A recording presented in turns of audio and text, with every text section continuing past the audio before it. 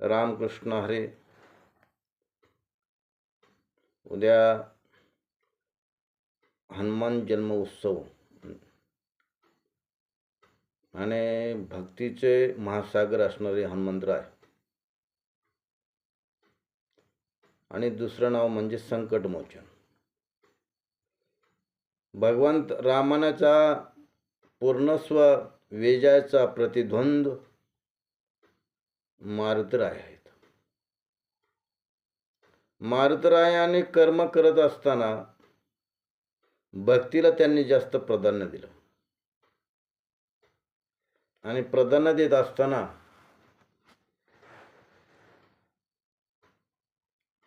कार्य करत असताना प्रभू रामचंद्राला त्या कार्यामध्ये गुंतून ठेवलं. आणि ज्या वेळेस संकट उत्पन्न होईल त्यावेळेस श्रीरामाची आठवण केल्यानंतर त्यांची संकटाची पूर्तता होत होती. असे सर्वस्व असणारं स्वामीलाच आपलं देह त्यांनी समर्पित केला होता. आणि त्यामुळे त्यांची नामाची शक्ती, भक्तीची शक्ती एवढी प्रचंड होती, त्या शक्तीपुढं कुणाचाच त्या ठिकाणी ठाव ठिकाणा लागत नव्हता. एखाद्या भक्ताच्या घरी जर समजा यम जरी आला आणि हनुमंतराय जर समजा त्या ठिकाणी असते तरी त्या यमाचे टप्पर होत नव्हते, त्या तिकडे यायचे. इतकी त्या यमाला सुद्धा त्या हनुमंतरायांचा दरारा होता. आणि शनीला सुद्धा बेचरक केलं होतं त्या ठिकाणी युद्ध करत असताना. शनी सुद्धा हनुमंताच्या आरी आहेत. आणि ज्यावेळेस हनुमंतरायाचं नाव घेतल्याबरोबर शनीची साडेसाती सुद्धा लागत नाही. इतकं हनुमंतरायाच्या नामामध्ये महत्त्व वाढलेलं आहे, भक्तीमध्ये महत्त्व आहे. आणि भगवंताला भक्ताशिवाय किंमत नाही, आणि भक्ताला भगवंताशिवाय किंमत नाही. हे जसं दोन आण्याच्या नाण्यासारखं आहे. एकच नाणं, बाजू दोन आहेत, छप्पा आणि काटा. त्या न्यायाप्रमाणे भक्ताशिवाय भगवंताला करमत नाही, आणि भक्ताला भगवंताशिवाय करमत नाही. हे दोन्ही जण एकाच ठिकाणी लागतात आणि असतातच. युद्धाचा प्रसंग, महाभारतामध्ये युद्धाचे प्रसंग असताना विजयस्तंभामध्ये मारुतराय होते रथावर. कितीही संकटातलं ते सुद्धा पांडव आपलं कौरव कमी नव्हते, ते सुद्धा शक्तिशाली होते. त्यांच्याकडे सुद्धा प्रचंड अशी शक्ती होती. फक्त विषय असा झाला, ते त्यांची वर्तणूक अधर्माप्रमाणे होते, ते नीतीला मान्य नव्हतं. आणि हे जे असणारे अर्जुन धर्मनीतीला मान्य होतं, एवढाच फरक आहे. धर्मनीतीला मान्य असल्यामुळे भगवान परमात्मा अर्जुनाच्या साथीला राहिले, आणि अर्जुनाच्या साथीला श्रीकृष्ण असल्यामुळं हनुमंतरायही त्या ठिकाणी अर्जुनाच्या रथावर म्हणजे वरी छतावर ते त्या ठिकाणी राहिले, गुप्त रूपात राहिले. आणि स्वतः हनुमंतराय संकटमोचन असल्यामुळं ते कठीण अस्त्र सुद्धा ते स्वतः हनुमंतराय त्याच्या कठीण अस्त्राचं निवारण करत होते. हनुमंतराय म्हणजेच रुद्र अवतार, म्हणजे शंकराचा अवतार. अवतारच प्रयोजनच असं असतं की दोघांनी यायचं. प्रसंगाला तर तिघांनी, ब्रह्मा विष्णू आणि महेश, या तिघांनी मी यायचं आणि परत धर्माची स्थापना करायची. हे लीला आहे भगवंताची. एक जणाने वरदान द्यायचं, दुसऱ्याने त्याचा संहार करायचा,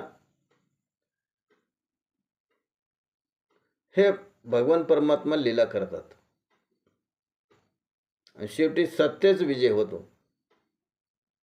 राक्षसांना सर्व काही वरदान शंकराने दिले होते, काही वरदान ब्रह्मदेवाने दिले होते, काही वरदान भगवान श्री हरी विष्णूंना दिलं होतं. पण एक वरदानाची शक्ती पाळण्यासाठी ही लीला घडवत असतात. कारण भक्त कसा असो, भक्ती करतो आणि त्याला भक्ती करत असताना आशीर्वाद देणं किंवा वरदान देणं हे कर्तव्य आहे. पण मूळ असला त्या ठिकाणी कुठल्या वंशामध्ये आहेत, त्याचं गुणधर्म काय आहेत हे न पाहता भक्ती करतो, त्याला आशीर्वाद देणं हे फक्त पाहिलं जातं. रावण सुद्धा प्रचंड अशी भक्ती केली होती आणि त्याला शंकरही प्रसन्न होते आणि ब्रह्मदेवही प्रसन्न होते. आणि प्रसन्न झाल्यामुळं जे मिळालेले वरदान आहे त्याची शक्ती अमाट होती. आणि रावणाची एवढी शक्ती होती त्यावेळेस, ती रामाला सुद्धा मारणं जाचक रावणाला ठरत होतं. इतका प्रचंड बलशाली सुद्धा रावण होता. कारण का भक्तीची शक्ती तेवढी असते आणि प्रचंड ताकद वाढते. जो नीतिशास्त्राने भक्ती करतो ती भक्ती म्हणजे विजयाची प्रतिस्पर्धी, विजयाचं प्रतिबंध. म्हणजे त्या ठिकाणी ज्या ठिकाणी सत्याचा विजय असतो त्या ठिकाणीचे सर्व देवते एक बाजूला येतात आणि भक्ताला त्या युद्धामध्ये सहकार्य करतात. जो सत्याने लढतो, सत्याच्या पाठीमागं त्यांच्या पाठीमागं ईश्वर असतो, भगवंत असतो. आणि भगवंत असल्यामुळं हनुमंतरायाची शक्ती त्या ठिकाणी कामी पडते. जे भक्ताला येणारं जे संकट आहे, स्वतः भगवंताकडे न जाता ते संकट स्वतः मातुरा त्या ठिकाणी समोर उभा राहतात आणि त्या संकटाचं निरसन करतात.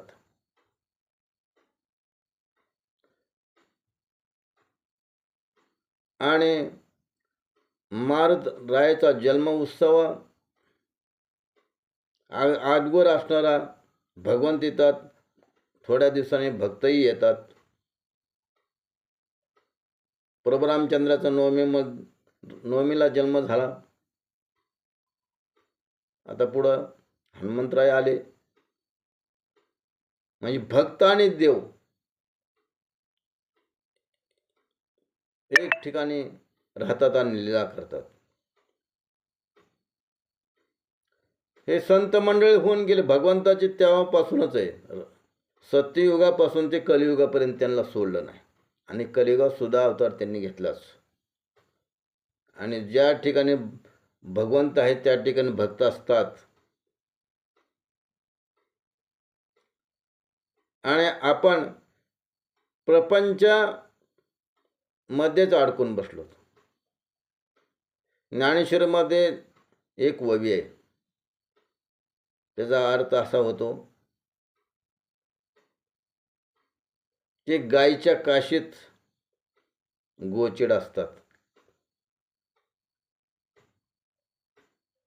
आणि त्या साईडलाच असणारं दूध येणारं जे स्तन आहे ते स्तनाला चिटकून बसले असतात, परंतु दूध प्यायच्याऐवजी रक्तच प्राशन करतात. आणि तशी आपली अवस्था आहे. प्रपंच करत असताना तिथंच भगवंत आहे. थोडा आपला मार्ग चुकल्यामुळं भगवंत आपल्याला सापडत नाहीत. प्रपंचामध्येच भगवंत आहेत, पण थोडा मार्ग वेगळा आहे. जो सत मार्गाने प्रपंचाचा गाडा हाकतो आणि त्यालाच लागूनच भगवंताचं मार्ग आहेत. सत्य म्हणजे ईश्वर आलाच.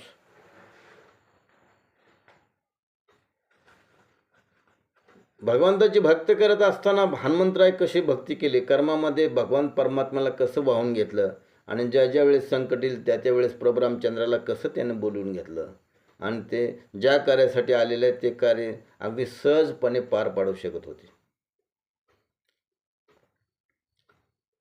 हनुमंतरायाला सुद्धा मोठे मोठे युद्ध करत असं संकट आली. त्यांना सुद्धा काही वेळेस जीवावर पेरलं गेलं. पण ज्या वेळेस हनुमंतराय आपल्या शक्तीपेक्षा हा पलीकडचा आहे असं वाटल्यानंतर चटकीन असणार प्रभू रामचंद्राची त्या ठिकाणी आठवण करत होते. आठवण झाल्याबरोबर प्रचंड अशी प्रभू रामचंद्राची जी शक्ती आहे ती त्या मारुतीला मिळत होती. इतक्या नामामध्ये पावर आहे. राम नामामध्ये एवढी पावर आहे, तित कशात पावर नाही. आणि त्यावेळेस हनुमंतराय सुद्धा राम नाम घेऊनच त्याने राक्षसांचा नायनाट केला. जय श्रीराम म्हणलं की त्या ठिकाणी शक्ती प्रगट होत होती रामरूपी. आणि मारुतीरायाच्या अंगात शक्ती प्रज्वलित झाल्यानंतर ते कितीही बलाढ्यशाली राक्षस असला ते डोळ्याच्या पापणी लावण्याच्या आत राक्षसाचा निपात करत होते. इतकी बलशाली शक्ती प्रगट होते. सांगायचं तात्पर्य, कितीही कठीणातलं कठीण कार्य जरी असलं, भगवंताचं नाव घेतल्याबरोबर ते कार्य सहज पार पाडू शकतं.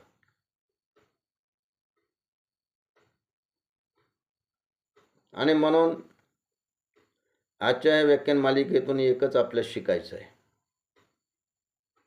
की जो सत्याने वागतो आणि सर्वस्व तो भगवंताला भक्तिरूपानं भगवंताच्या चरणावर आपलं कर्म स्वाधीन करतो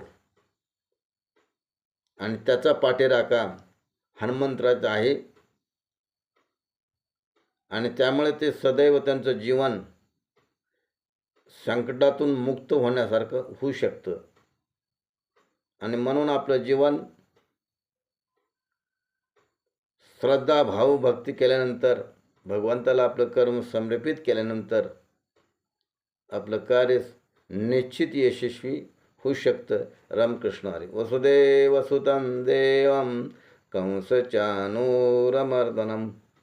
देवकी परमानंदं कृष्णं वंदे जगद्गुरु.